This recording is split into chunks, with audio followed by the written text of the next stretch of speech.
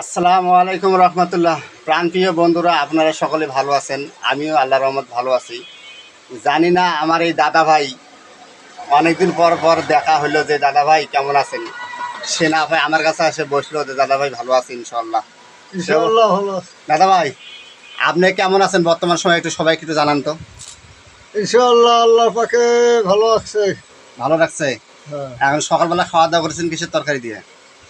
এই ভাই করলার তো খাই।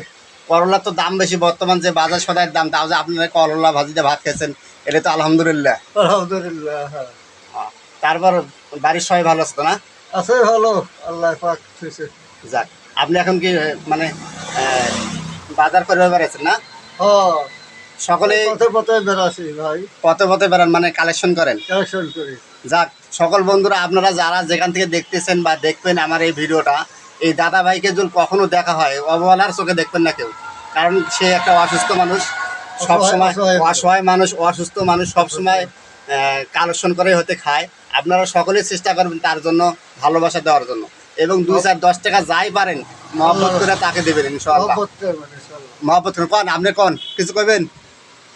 কি খবর? কন কিছু।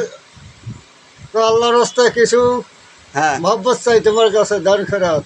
হ্যাঁ, মানে আমি অসহায় মানুষ, প্যারালাইসিস মানুষ, হ্যাঁ, সহযোগিতা আল্লাহর রাস্তায় করেন। মানে আমার বন্ধুদের কাছে আপনি সহযোগিতার হাত বাড়ায় দিচ্ছেন নাকি? হ্যাঁ, সবাই যাতে আপনার সহযোগিতা করে। সহযোগিতা করেন। ঠিক আছে বন্ধুরা, আমার এই ভিডিওটা দেখে আপনারা কিছু মনে করবেন না।